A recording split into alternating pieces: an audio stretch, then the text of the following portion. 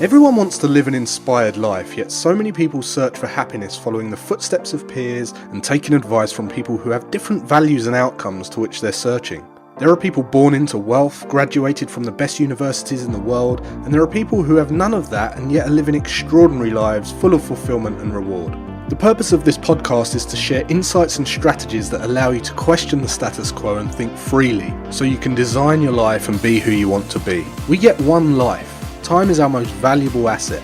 I believe that when we're free and able to focus on meaningful work, we become better human beings. This is Always Free, and I'm your host, Jason Greystone. Welcome to the leading podcast for financial empowerment and wealth creation. Subscribe to this podcast so you don't miss an episode. You can connect with Jason on social media and subscribe to the Jason Greystone YouTube channel for weekly videos. Don't forget to also subscribe to the weekly newsletter to receive frequent educational content and action steps to help you design your life so you can be who you want to be. For news on all future events and updates, go to jasongreystone.com. Alright, welcome back to the podcast. This is episode 5. Thanks for tuning back in. This week I'm going to go into a bit about time, because time is really what this entire podcast and the strategies that you learn in this podcast I'm going to be going over, in the weeks and months to come. It's all stemmed off of the value of time, because when you have time, you're able to really, it contributes to so much towards independence. So the more time you've got, the more independent you are. And that's not just in your personal life, it's in your business. You can make your business better, you could make your life better by having more time. And when you have time, you can really come out with your most, your best ideas, your most soul-guided decisions are made when you've got time, because you're not chasing the buck, you're not chasing the money. So in this podcast, I'm really going to go over some kind of, some traps that people fall into to do with how they look at their time and how they spend their time. And really, at the end of the podcast, I'm going to give you the first real strategy, powerful strategy to start working towards your financial independence. So when we talk about time, the thing with time is, when I was a kid, and I still hear it today, you kind of hear everyone talking about time is money. You hear, oh yeah, time is money. I'm sorry I was late. Yeah, time is money. All that kind of thing, and it's the completely wrong thing to say. Like, that is just completely wrong. Time is not money. Like, you should not ever think that your time is money. And I'll tell you why. Because if you're going to build a business, for instance, let's just give that as an example, your earning ability, if you've got this thing that time is money, your earning ability is limited to the amount of time in the day. So there's only a certain amount of hours in the day. And that means that if you want to earn more money, then that means you've got to work more hours, right? So you're going to end up being tired and frustrated, and you're going to end up resenting your business. So time is not money. How I look at it is the other way around. I think money is time, and I've been over this in the previous episodes when I said, money is freedom, and financial independence is how much time you can buy into the future. So you don't have to be really, really loaded. You don't have to be multi-millionaire. You don't have to have loads of money to buy time. It just depends how much time how much money your time costs, right? So let me just give you the business example again. A lot of people, they start a business and they're maybe a one-man band, maybe they've got two, and they're doing all right, okay? They're pulling in some work and they're getting lots of money, but there comes a time where they cross like a threshold of how much their time's worth. And we don't ever know how much our time's worth. It's subconscious. And you breach this point where you think, I'm resenting this. And that's the point where you value your time more than the money that you're receiving. A lot of consultants fall into this trap when they're charging for a meeting and then the meeting runs over and they resent being on the call because time is valuable, right? We never get it back. But let's just say in business that you've got a couple of guys or one guy is ready to take on the business. Because he hasn't managed his money properly, he can't afford, or she can't afford, to take on another member of staff. They struggle because they take everything out of the business. They don't spend their money wisely, and they're not thinking about what time the money can buy. So they're thinking about what trinkets they can buy and what, toys they can buy, rather than buying time with it. Because if you can buy time with it, then you can buy another member of staff, or you can buy, you can get someone in to do half of your job and buy even more time. And most people don't do that. And it's because we've got this whole thing in our head that time is money. So every hour you put in, you're being paid for it, and you think, I deserve to go and spend, this is my money, like I deserve to go and spend it because I put the time in. And obviously down the road when I got into trading, I completely realised that time isn't money at all. There's no time for money correlation at all. You can earn as much trading in an hour as you can spending all day at the charts. It really doesn't matter. There's no time for money correlation. So one of the things I've been teaching my kids is every now and then they come up to me and they want a job to do. They want, like, they might want something. Okay, so say they want a computer game or some book or whatever it is that they've got their eye on at the moment, and they'll want something, and they'll come to me and they'll ask if they can do a job. And what I do is I always pick a kind of really horrible job, like the worst job around the house, something like cleaning the gutters or sweeping our patio pool area and sweeping the pool and stuff like that. And it's a job that, is quite horrible to do. It's horrible to do. But what I'd say is I'm going to, I'd do a deal with them and I say, I'm going to pay you quite a bit of money for this. I'm going to give you £100, say. So I say, I'm going to give you £100 to do this job. And what we do before they decide to take on the job is we agree that they only get paid when the job gets finished. So they only get paid when the job gets finished. And what that means is if it's 98% finished, they don't get paid. If it's half done, they don't get paid. Until it's 100% complete, they don't get paid. And so we shake on it and they agree on it and they have to get the thing done. And even if they get really annoyed by the end of it and they've spent 3 hours doing the job and they decide to give up, they've done it all for nothing and they don't get paid. The reason I like to embed this or instill this into this habit into them and this approach to working is because I like to teach them that we get paid on results. Okay, so there's no exchange for time. It doesn't matter if they do it in 2 hours, 3 hours, 10 hours, 1 hour, 10 minutes. As long as the job gets complete, they get paid. And they also get paid a large sum. So it also teaches them that there's going to be jobs out there that if you can solve for them, that people don't want to do, and you go and do that job for them, you will get paid more than anyone else. If you solve a big problem, a big pain that someone doesn't want to do, and it's really annoying them and it's getting to them, that you can go and serve them and you can get paid a lot more. So that's another good thing it teaches. The other thing that it teaches is it's not always going to be fun earning money, right? But once you get the result, you get the cash. And then finally, it just teaches them that once you commit to something, that's almost like a down payment for the result. So you have to finish. We don't start things that we don't finish. And then once they do that, so they get paid, if they do complete the job, they get paid a nice little lump for it, considering, they're young kids.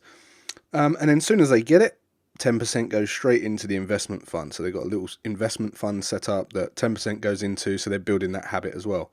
Now, it's a real nice entrepreneurial way of thinking, because I'd rather they build the habit of valuing the result and charging for the result, rather than, and also valuing their time and not charging for their time.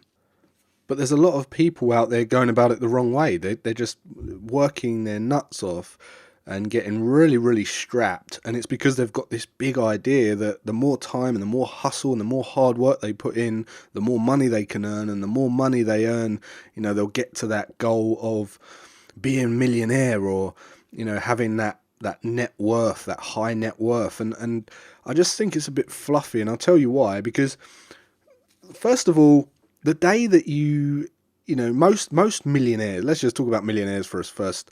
Most millionaires are equity millionaires, which means the day that on paper, you cross that line of becoming a millionaire, you've got either cash in a business, cash in a property, and you wake up one day and the house price has gone up, or something's happened, and just on paper, you've become a millionaire.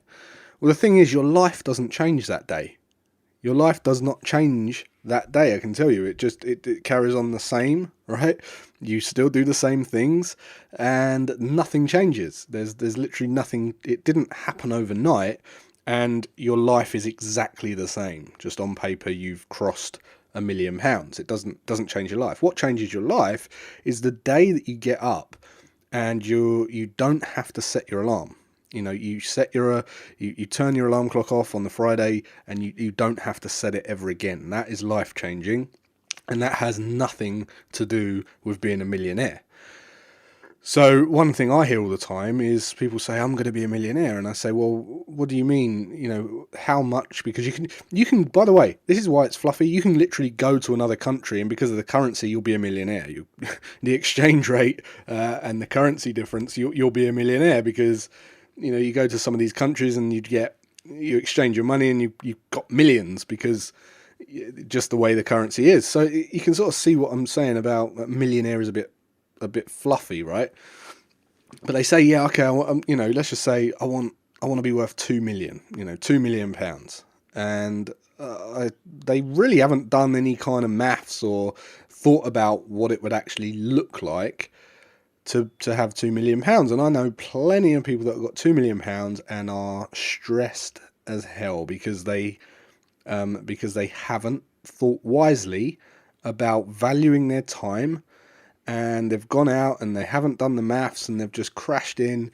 And let's just say, let's just give you an example. Let's just say that you want to be worth 2 million, and I say, okay, I'll go out and get you 10 properties worth £500,000 each. Okay, so 500 grand a piece, and then you'll be controlling £5 million worth of property. Now, to control that much property, of course, you've got to have some debt, in the form of mortgages. So let's just say the debt is 3 million. So you've got £5 million worth of, property, which is obviously not liquid. It's just the money's stuck in that property. And then you've got 3 million of debts and loans, or mortgages, we should say. And your net worth at that point is 2 million. Okay, so I've given you 2 million. I've got you £5 million worth of property, and you've got 3 million debt. So you've got a net worth of 2 million.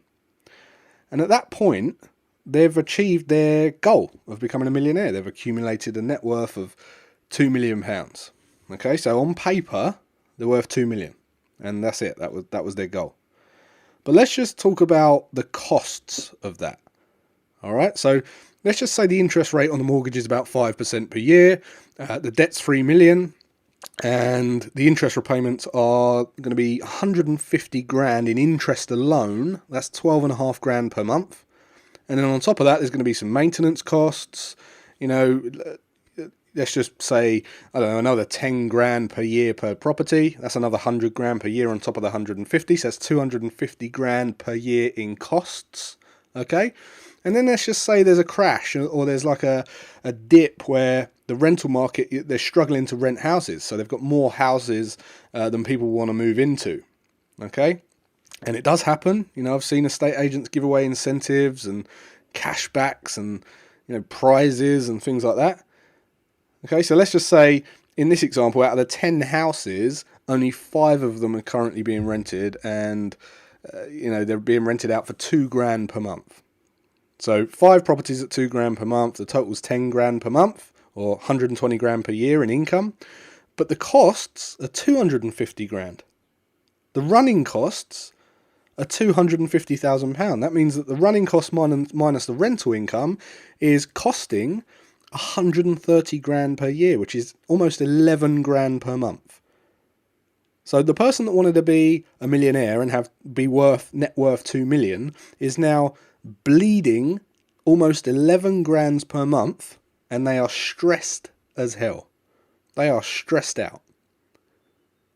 So can you kind of see that millionaire net worth isn't always everything if it's spent the wrong way? It's when people don't value their time and they're not making decent decisions, good decisions, and they think that having the more money is going to move them more to financial independence, but it's not necessarily true if it's not spent in the right way. Financial independence isn't really anything to do with how much you earn or how much you're worth. It's everything to do with how you spend the money you do have. Even if it was just a mortgage, let's just say that you had a mortgage and you bought a house, okay? So you took out a loan to buy a house. The house is 300,000, okay? And then it increases to 1.3 million. All right, so let's just say you took out the loan, 300 grand, you bought the house, it went up to 1.3 million. At that point, you have 1 million of equity in your name and you're a millionaire. All right, you've got a net worth of 1 million pounds or $1 million. But the question is, what do you do then? And this is what I'm talking about. When you cross that barrier, what has happened? Nothing's happened. Nothing's changed. You're a millionaire, but what are you going to do every day? You still need to go to work to pay for the running costs of an empty house. You can't just, take a piece off of the house and buy dinner with it. You just can't do that.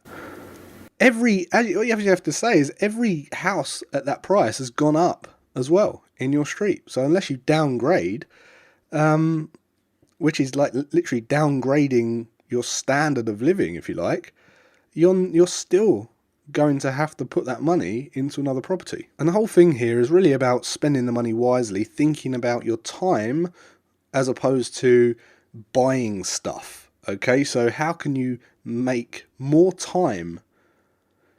So I'll just tell you a little story quickly about, we just moved into this house and my son was collecting football stickers and his friends were collecting football stickers. And one of the friends had some kind of paper round, and he came round and he was kind of ahead of the game with the football stickers. All right, now my son wasn't massively into football, and neither was this kid actually. And it appeared that they had all collect these football stickers to kind of outdo one another. Everyone was in it to try and get the most football stickers or finish the book first. And the kid had a paper round, so everyone was a bit jealous of the kid because he was accelerating in how many packets of stickers he could buy.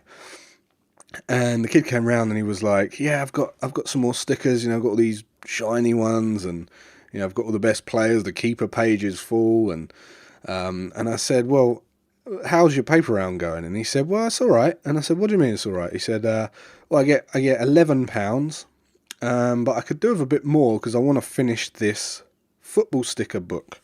I want to get this sticker book done, and at the moment I can only afford 10 packs of stickers, something like that, five or 10 packs of stickers. And I said, do you like football? And he said, yeah, it's all right. And you could tell, he wasn't fanatical about football. He didn't really care. He just wanted to complete this sticker book. And I said, well, how much are you spending? He said, £10. And I said, so you get £1 left over of your paper round. And he said, yeah, and it's enough for like a drink or whatever. And I said, so your job's all right, but you could do with a bit more money. Okay, that sounds familiar. And I said, so what's the goal? And he said, well, I just want to complete this football sticker book first, basically. So essentially he was spending most of his money from his paper round on stuff that he didn't really care about, but he just wanted to get the sticker book done as quickly as possible so he could show off to his friends. Now, it made me think about the next door neighbour, because we live on a private estate and the next door neighbour rolls in, he's earning around 250 grand a year. And I was thinking about this kid and I thought, well, if he's earning £11 a week, and so that's £4 left over per month if he's got £1 per week left over, which basically, if you divide that up, he could probably survive for a few days, right? So probably maybe even a week. Okay, he might even be able to survive for a week based on his expenses, which is a can of Coke, he said, and a couple of sweets, right? So he might be able to live for a week before he has to stop buying that stuff. So I was thinking about the neighbour, and he's on 250 grand a year, and I look over and he's got three cars on the drive. He's got a cleaner, he's got a nanny, he's a member of the private club. He's got he's got the golf club. He's got the top end gym membership. He's got the cleaner, the gardeners, all this thing. And the guy's always telling me that he's stressed as hell, and he says, and when you ask him how his job's going, he goes, "Oh, it's all right, but I could do with a bit more money. I could do with a bit more." And you think, I wonder why, and it's because he's got no. It's all relative. He's got no. He hasn't got any more time that he can buy into the future than the kid doing the paper round. So it's all relative. When you boil it down and you speak to the guy, and you say, well, okay, well, if you lost your job today, how long could you live for? He'll tell you that it's about 2 weeks, 3 weeks.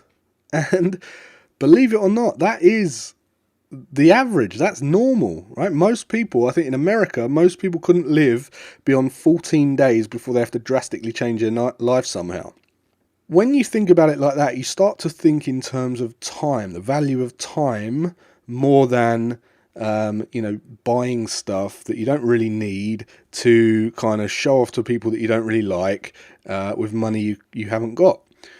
And you're not thinking about the bigger game, the exponential game of buying your time first. Because once you've got the time, then you can create whatever the hell you want, and you can earn more money than you've ever dreamed. So now you've heard that kind of way of thinking, I want to start sharing with you some of the strategies to start really taking control of your personal finances and starting to move toward your own financial independence. And one of the things we need to do is, before we do anything, we need to what I call stop the bleeding, right? One of my old mentors, he used to say, he was in this, the armed forces, and when he was out in Afghanistan, they was taught that if you find someone bleeding on the field, what you do is you stop the bleeding immediately. You don't try and get him to cover or get him out the field or try and get him to safety, because what good is that? You might have a few minutes, right? If he's bleeding, what's the point in getting him to a safe place? Because he'll be dead when he's there, right? So the first thing you do is stop the bleeding. And if you think about it, let's just say that your house was flooding one day, and you came into your house and the basement had flooded. You wouldn't stand there thinking about ringing someone or trying to sort out your insurance. Or what you'd be doing is you'd be trying to find the source. So you'd be trying to find the stopcock, the origin of the water supply to your house, and that would be the first thing you turn off, because until you turn that off, the water's going to keep coming. So we want to start thinking in terms of stopping the bleeding. So in order to do that, you need to assess how we're spending. Because I just mentioned to you that there's going to be guys who earn 250 grand a year and paper boys who have the same amount of wealth. So it's no difference between the two. So what we need to do is just need to start thinking about how we're spending that income. So one of the things to do is to what I would say is print out all of your bank statements. So get all of your bank statements printed out, go through them line by line, and write down a complete list of everything that comes out of your bank account. Now, and this is going to be uncomfortable for people. I know people that can't even look at their bank account. They can't log into their bank account.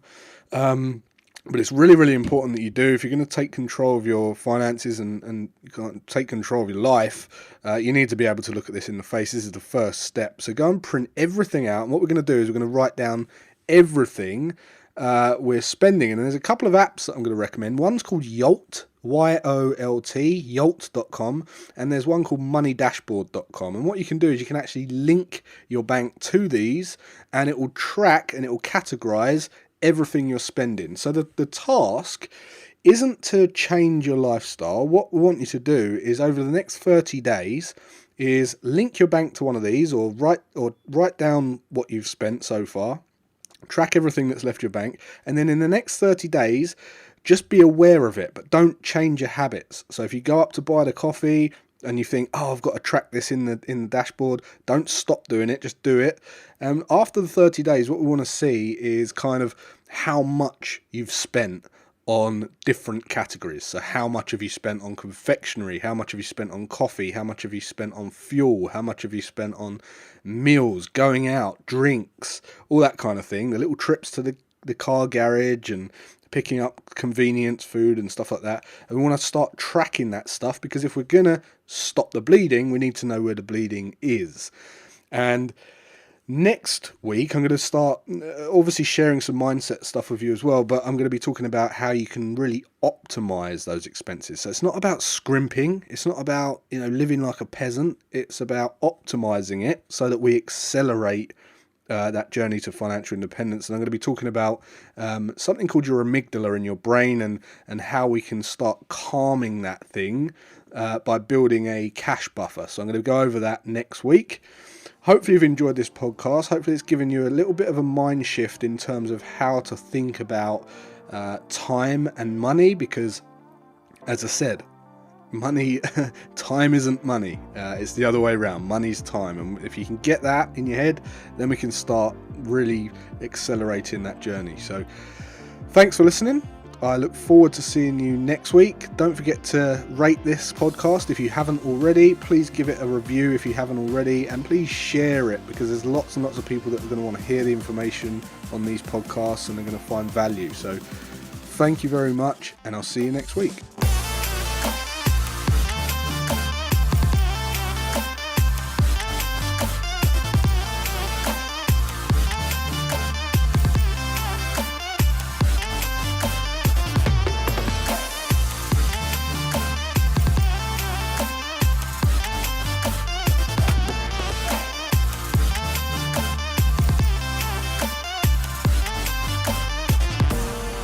Subscribe to this podcast